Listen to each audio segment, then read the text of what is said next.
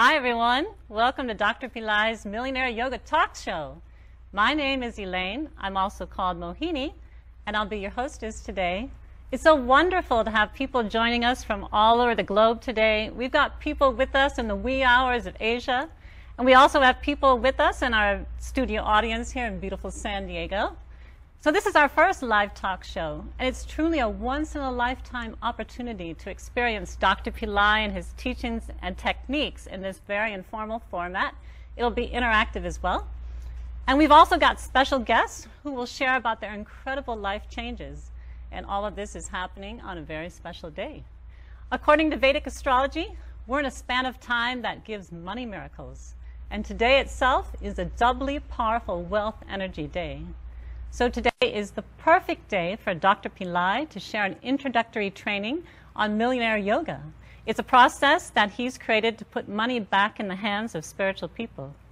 Today, Dr. Pillai will teach you key principles and techniques based on his in-depth study of the neurology of a millionaire, and most importantly, how you can create the neurology of a millionaire. So the training today will give you the perfect foundation to obtain powerful results from his comprehensive 45-day millionaire yoga program that we're launching today. So right now, I'd like to invite Dr. Pillai to join us. For those of you who haven't met Dr. Pillai yet, he's a spiritual teacher, educator, entrepreneur, and philanthropist. He's also an international speaker and global thought leader who is committed to helping create a global shift of consciousness for peace, love, and prosperity for all. Welcome, Dr. Pillai. It's an honor to have you with us on the show today. So can you please share with us the first two principles in the millionaire yoga process, activating your money neurology centers and resetting your money frequency? Before I start, I just want to share with you what happened while I was driving to the studio. There was a student of mine who was driving me up to here, and then she asked me a question. Are you excited about it, the program? Is that what you really want to do? And I said yes and no. No, more no than yes. Why? Because I want to do things very effectively. I would be in a position to do miracles, create money right away rather than teaching it how to make money. That really is what I want to do. Miracle, doing miracles. It is out of the domain of science and technology and our contemporary thinking to create money out of nothing. Is it possible? Yes, it is possible, but we are moving very slowly. For instance, I will give you an example. When the telephone was introduced, we had two pieces, one to speak with and another to hear with, and we were so stupid at that time that it could be linked, and then they linked the phone. Then there were, we came to sophisticated telephone systems, and then now we have cell phone. Everybody has cell phone. But then is that the end of it? No, it's not the end of it. What about telepathy? But we cannot relate to it because we don't have the technology for it. So what I really want to do, people, is to give money right away to people through miracles. Not only me doing miracles, but also enabling everyone to do miracles. And that is possible. Because it is a matter of using your brain. And that's all it is about. Miracle makers use different parts of the brain. That's what I'm going to come to. That's why I said to her, no, this is not what I don't want to do because it's going to take too much time. But still, yes, because that's all what we have. We are handicapped. We have to move slowly. That's why I have to teach techniques to manifest money. And I should share with you how I started out. This is not how I started out when I began to teach. Of course, I was trained in the university, I had a PhD, and presented papers in conferences and so forth. But I felt myself phony, so I left the university, left teaching, and then I became, I'm going to show you my picture, and most of you are familiar with me in those days. This is the me, okay, just walking out of the Himalayas. This picture was taken in 2000. And at the same time, I decided to change my look. And this is it. So what is my real identity? My real identity is this: a yogi, but in Western clothes, or maybe the Chinese style clothes. Why that is greater? Because that can do things better.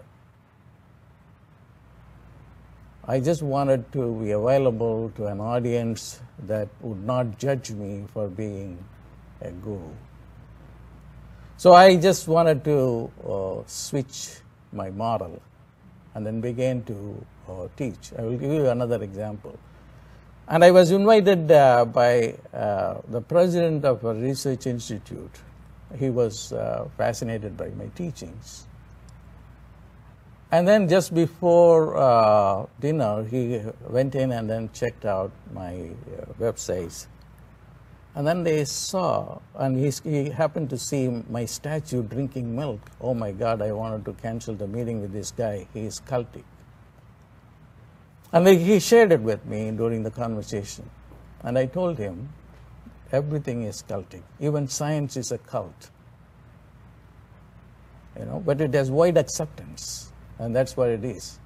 But then he advised me, because he was my well-wisher, don't you think that you have to use the media that is more acceptable, and that is science and technology? So I became more convinced about his recommendations, so that I changed to a model of presenting it in a scientific way. But I am never phony.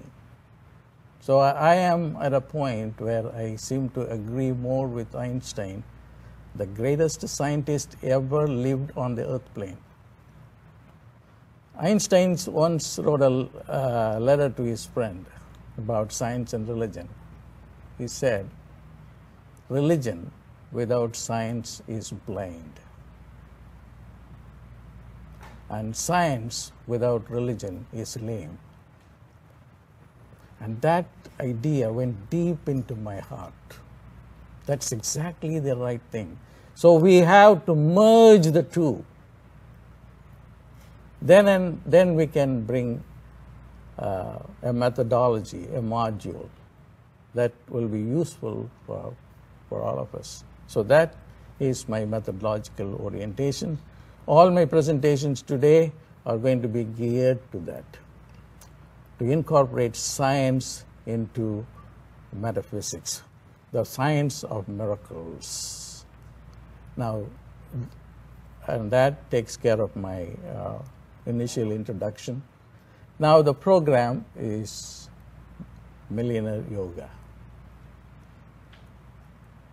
Now the question comes, most people are not millionaires. Now we all know this Wall Street movement, Occupy the Wall Street. 99% of the people are not controlling the Wall Street. Only 1% of the people are controlling it. Now, what's the way out? It's not just by going and demonstrating before the Wall Street. We can find a solution to that.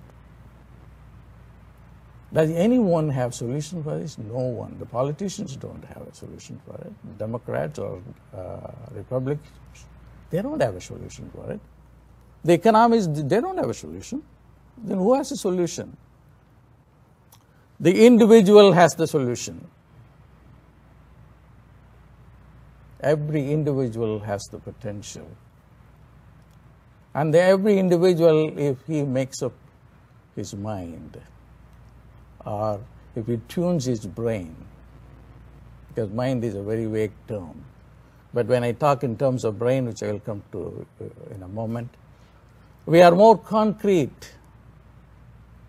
Then it is possible that 99% of the people can get wealthy. And that's where we are heading towards.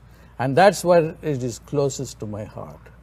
If everybody becomes wealthy, then we can create a golden age. And that is the purpose of Millionaires Yoga. Now, having said that, I want to be more concrete and then give you a scientific presentation of what a Millionaires Yoga is. Millionaires Yoga is developing a millionaire's brain. Is a millionaire's brain different from a poor man's brain? Yes. Absolutely. The millionaire's brain is in a field of all possibilities. He can do things very quickly. There are no obstacles. First in the mind, then that translates itself into three-dimensional reality. But a poor man's mind is more caught up in negative thinking. So let me be precise of what I am saying. I have brought a brain model here to show you this. This is a giant brain. This is not human brain, but I ordered this because it's easy to work with. This is called the cortex. Okay. And see how big it is. It's so huge. This brain was developed at a later time. Okay. There is the frontal lobe, the parietal lobe, and then the occipital lobe. And all these cortex area got developed during our evolution. I don't know if it is purely evolution, it may be involution too. So it's good and bad, more bad than good. Now look at this part of the brain, the midbrain. It's called the midbrain. This area in the middle, it's called the midbrain. The midbrain is the millionaire's brain. So this is very precise, I think. And this big brain, the cortex, is the poor man's brain. So it's caught up in logic. So all that we need is only this small little brain. I'm trying to take it off and show it to you. Not coming out. But anyway, you can see here, this is the area which is called the midbrain. The midbrain can think whatever it wants to do, and it is not negative. So to repeat what I said, a millionaire's brain is the midbrain. The poor man's brain is the cortex, where particularly the forebrain, the frontal lobe. So all that we need to do is to develop the midbrain area. Once we are able to develop the midbrain area, then there are no obstacle whatsoever. Now I am talking in very concrete terms. Now I was just reading a book. I'll be showing it in later sessions during this webcast. There is a scientist who is working with students, and he is working with poor students versus students from rich family. And the students coming from the poor family have a different brain. It is scientific data, and he is involved in curriculum development. He says all the parts of the brain of a poor student works poorly. And with the students coming from the wealthy families, they perform well. So it is very important, and I'm very happy that I'm doing that. So fundamentally what we need to do is to make everybody wealthy, if possible a millionaire. And that is possible. How? By activating the midbrain. The midbrain is not active at all. The midbrain specializes in miracles. It's otherwise called a psychic brain. You know, who has done a lot of work on this and then demonstrated to the world about the midbrain and what miracles it can do? It is a channel called Ramtha. A lot of scientists have studied her brain, and also the people whom she trained. And you can, after some period of training, you can blindfold yourself and walk your way to your home. How? The midbrain is active. That is not available. Go to the YouTube and find out. So why are we not developing it? Because up until now, we have not been exposed to that. That is the problem. We have not identified the treasure that is lying deep within us. If the midbrain is active, then we can do everything we want to do.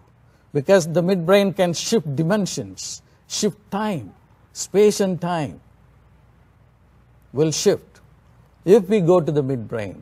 But are we paying any attention to that? No. We are paying attention only to the cortex, to logic, to science and technology. How long it is going to take? Forever. But the yogis knew right from the beginning that the strength lies in the midbrain, particularly in the small area called the pineal gland, which is just 5 millimeters. Just a very tiny little thing that can do wonders. The yogis called it the third eye. Now scientists are coming and saying the yogis are after all right, because this little organ, the pineal gland, looks like an eye. It has a cornea. It has a retina. Every part that an eye has, this little part has it. So what is the wisdom of the people who knew, when surgery was not available at that time, to call the pineal gland as the third eye? So we have to activate that. And it has been dormant, calcified. We have not paid any attention to that. Now let me take you through a very controversial personality, but one who I have great respect for is Osho. Osho lived in this country. And Osho had 95 Rolls Royces. And none of them he bought. They were all donated to him, and all of them were custom made. And he was a master teacher. And one day he was talking about the third eye, or the pineal gland. At that time he was not aware of science. He wouldn't go into science a lot. He said that I'm going to talk to you from a yogic perspective, and that perspective is, if a thought goes into the third eye, then that manifests in three-dimensional reality. So that's what exactly he did. How did he get all the 95 or 99 Rolls Royces? He thought about it, and then it came. The world press came and met with him. They asked him, you come from a poor country, and you have 99 Rolls Royces. Does it bother you? He said, no. Soon I am going to have 365 Rolls Royces. Even then it will not bother me. I'm not concerned about the ethics of it. Ethics is a different subject. I don't want to get into it. I am only concerned here the dynamics, the science behind it, the super science, if you will, of just manifesting with ease. And that is the yogic model. Now let us look at our own conditionings. So we want to buy a Toyota Corolla or even a cheaper car than that. We are so negative because of the cortex, the neocortex. Well, I don't have a good job. They may not even give me a mortgage car loan. So I have to settle for an used car. And who decides that? It is you. Because you are guided by, conditioned by consensus, which comes from the neocortex. And that is the problem. The problem is that we are operating from this conditioned brain, this cortex, which is the chunk of the brain that we have. But if you go into the midbrain, it works like the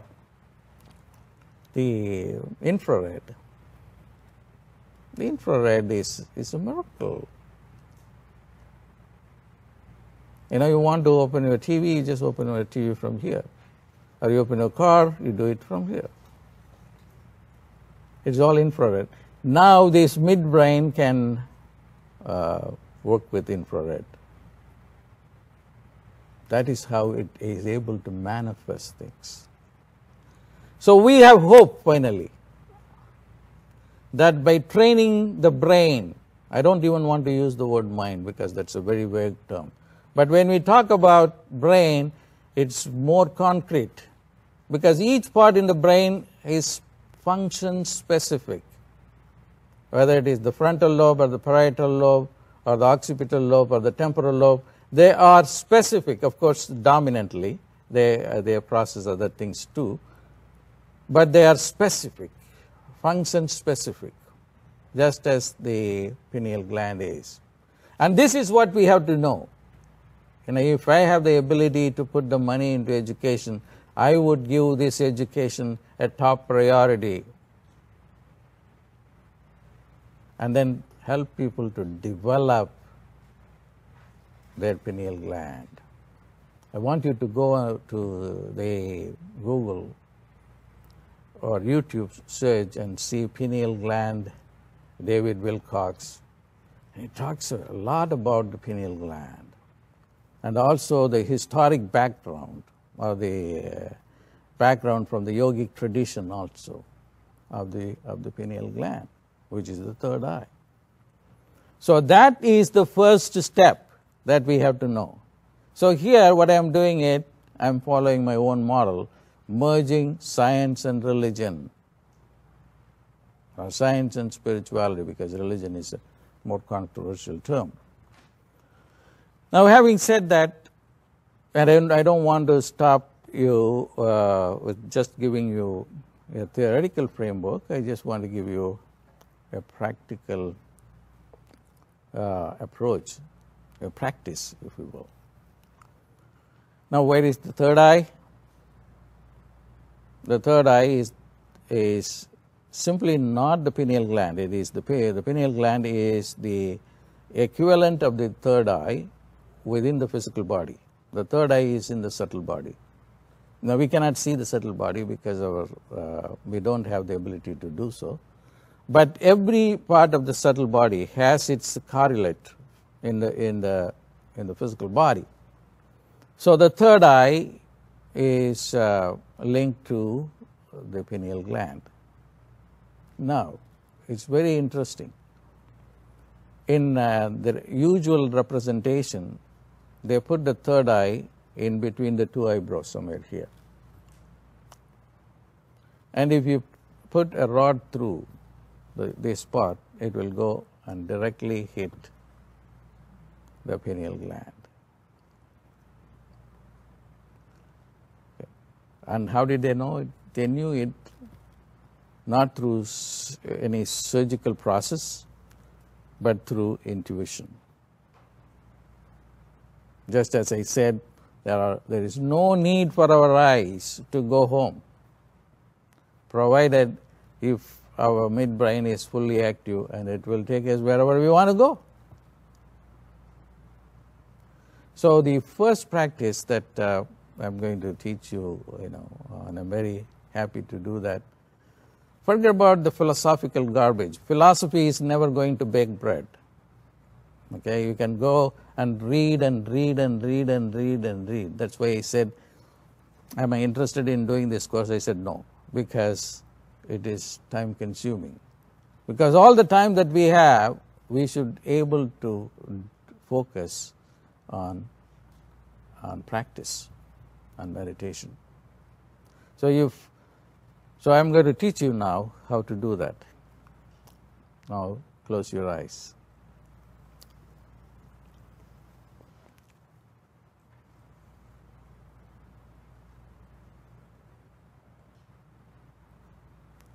Don't worry about thoughts coming in, let them come and go.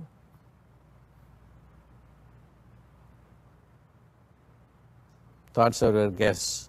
They check in and check out. You are the host. So don't identify yourself with thoughts.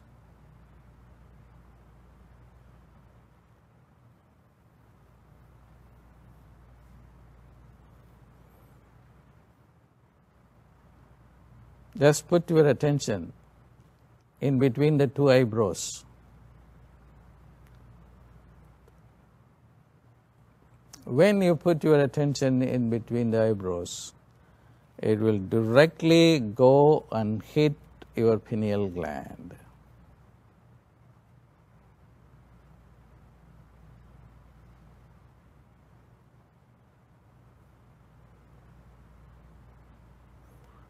And it will help you to secrete dimethyltryptamine, DMT.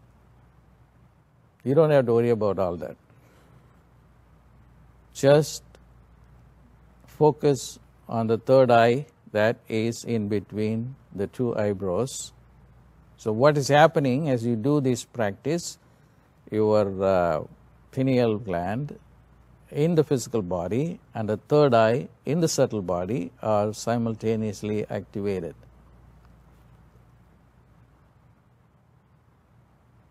There, if you see a Rolls Royce,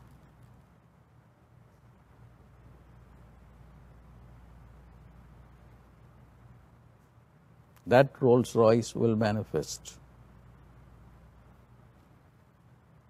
How? It uses the principle called the idea and the object. The idea is unidimensional. The object is three-dimensional.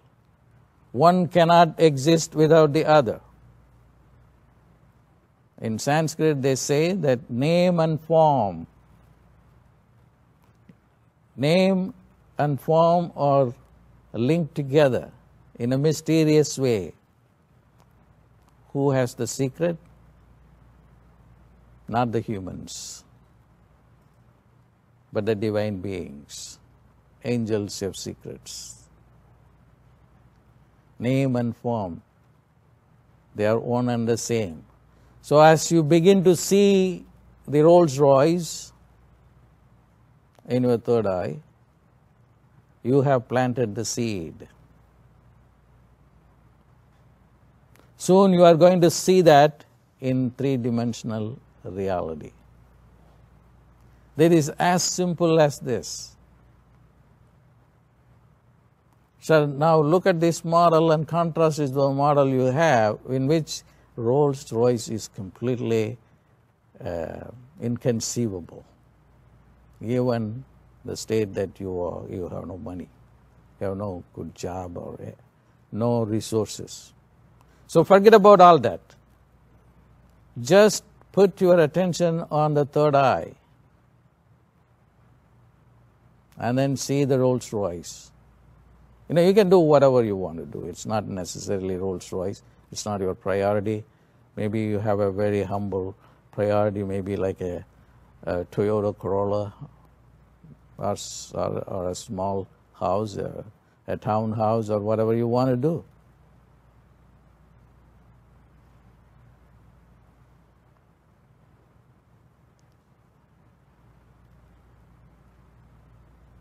Go touch and feel and hug the Rolls Royce or whatever you have put in your mind.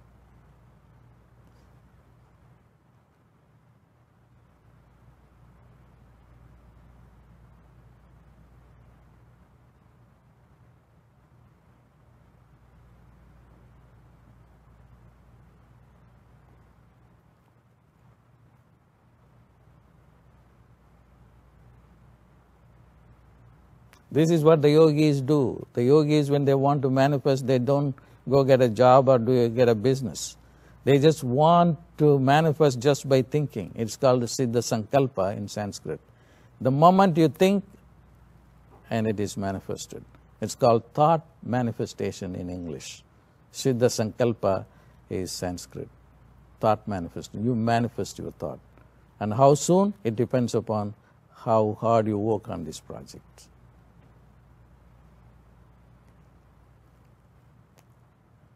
Now, relax.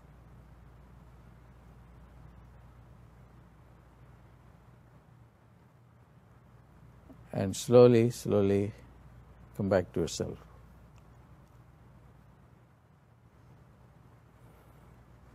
I want to tell you a real story.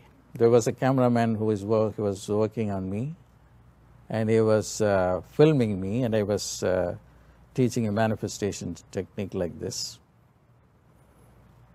And I hired him for doing a video. Then he called me a week later and then said, while I was filming you, I put the idea of manifesting a house, and I called you to say that I have been able to get this multi-million-dollar home. So I want to offer you this service to me. Whenever you want a video recording, and I will come and do it for free. Because this is something that just came out of the blue. Because I tried many times, and then there were so many negative thoughts coming in, and I could never manifest it. And here it is, in 1 week's time I was able to manifest a multi-million-dollar home. And that he attributed to this. This really works. Now, what you need to do is to reset your money frequencies. Now, the moment I say, you should become a millionaire, then the question comes, can everybody become a millionaire? I'll give you a real life story. We were all together 2 days ago in an Italian restaurant. And then we were talking about the 99% of people becoming all wealthy, and that is my goal. And this waitress overheard our conversation. And then she just came and then asked us, money is not everything, she said.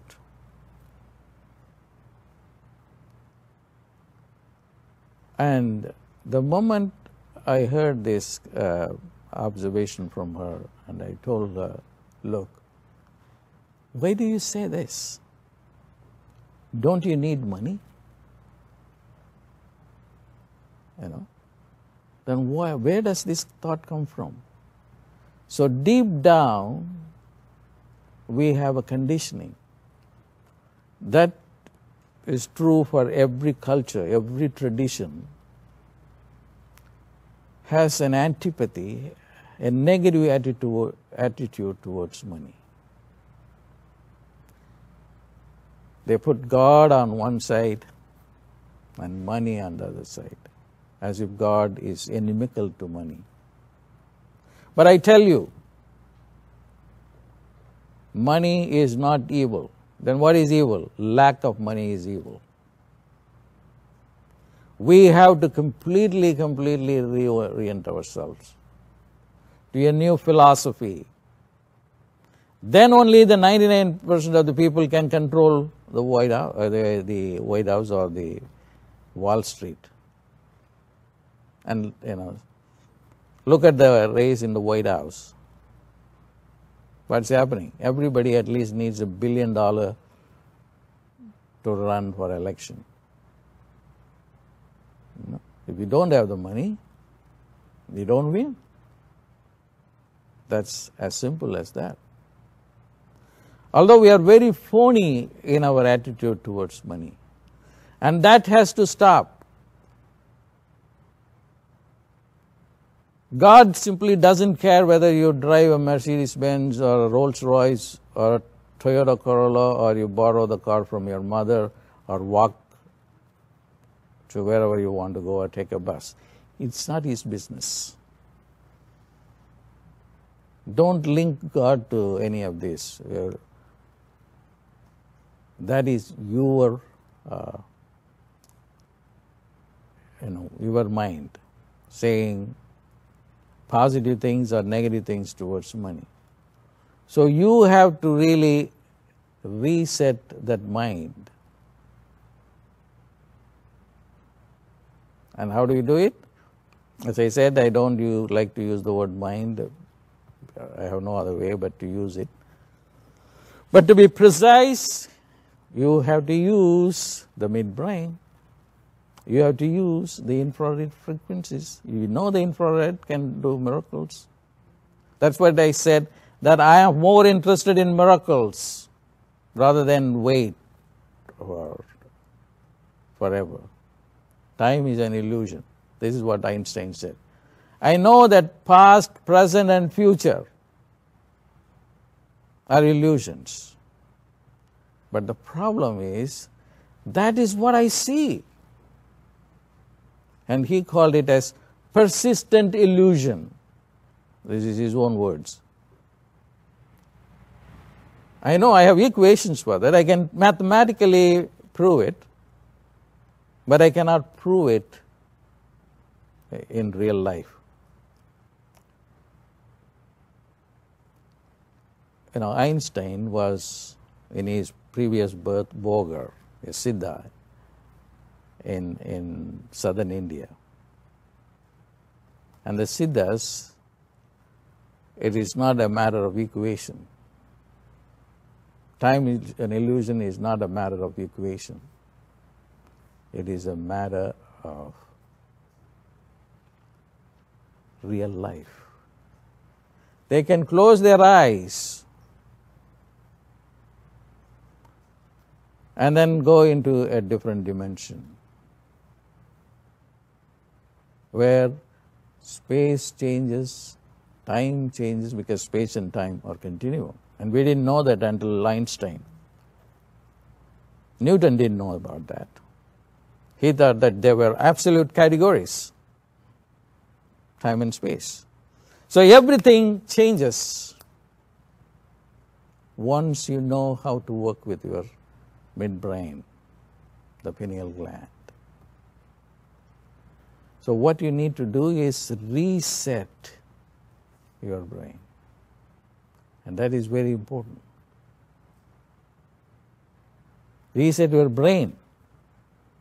I'm not using the word mindset because all the psychologists, behavioralists, they use the word mindset.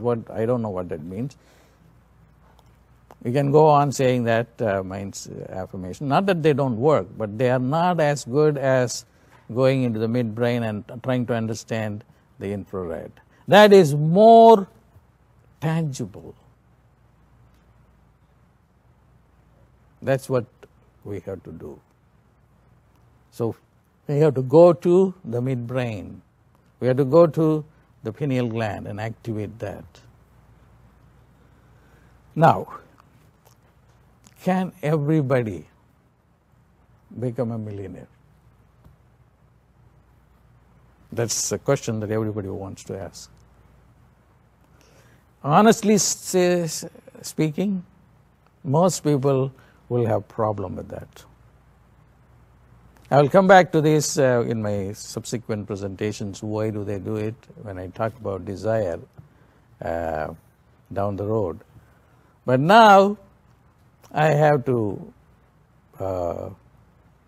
confine myself to the midbrain and then the pineal gland, activating that, and I gave you a technique. Now we are talking about the mind frequencies, the brain frequencies, and they can be changed. Now the latest theory in quantum physics is the string theory. String theory. What is the string theory? The string theory says that you cannot really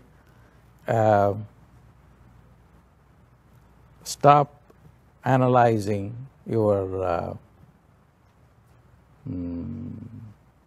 the finest particles like the fermions, bosons, and muons as the ultimate particles. We are going to find particles which are finer than that. So you have to really go beyond that and understand something beyond the finest particles. What is that? They are vibrations. They are vibrations. That is what the string theory says. That's why it's called the string theory. When you strike a guitar, the vibrations start. And that is the theory that everybody thinks has a lot of hope to explain our origins, how matter is formed. The yogis knew it. They knew about the frequencies. They knew how you can change the frequencies through vibrations. And what is that vibration? Sound vibrations. And what is that? A mantra. A mantra is nothing but a sound vibration. And as you begin to use the vibration, then the whole body, mind, and the soul vibrate with it. There is one sound that I want to give it to you. That will change your poverty vibrations. Poverty is also a vibration, just as prosperity is a vibration. But unfortunately, because of our conditioning, we have only inherited the poverty vibrations. And this is true of people living in even the wealthiest countries. Even in the wealthiest countries, as we know, not everybody is wealthy. Even the Occupy the Wall Street movement is only done here in the United States, where the wealthiest country in the world. How many people are wealthy? Very few. So we need all of that knowledge to change the frequency of our brain. How do we do that? I'm going to teach you now. Close your eyes.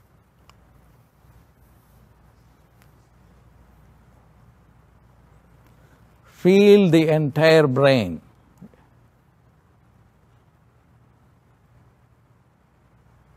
The neocortex, the big chunk of the brain, the top of the brain. The frontal lobe, the parietal lobe that follows it. Then the occipital lobe, which is at the back of the brain. And then the sides of the brain is called the temporal lobe, over the ears. Feel the entire brain.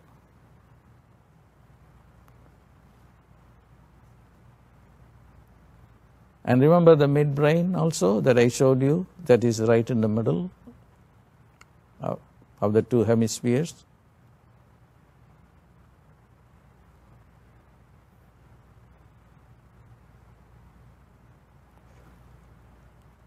And I'm going to give this vibration to you. Shreem.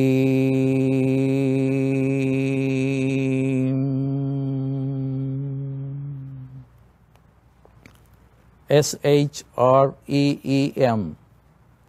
Shreem.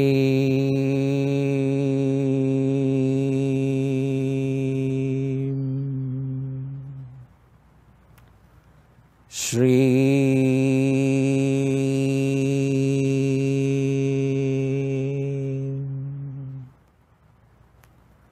Shreem.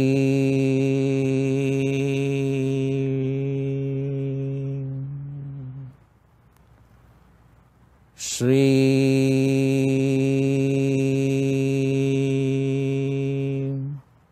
Fill the entire brain with the sound shreem, shreem, shreem, shreem, shreem, shreem, shreem, shreem, shreem, shreem, shreem. You go on doing that, then the frequency will change from poverty, from mediocrity to prosperity and abundance. That's the secret. This is the yogic secret.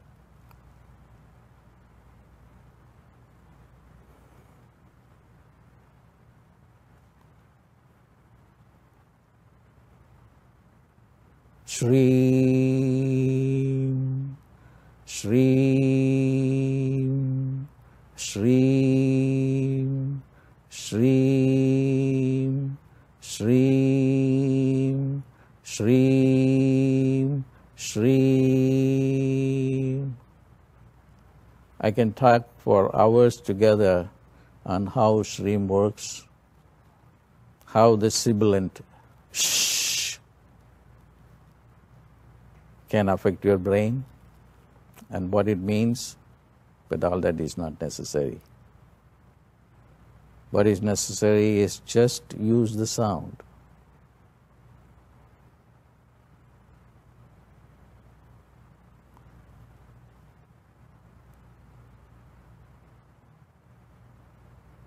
Now, relax and come back to yourself.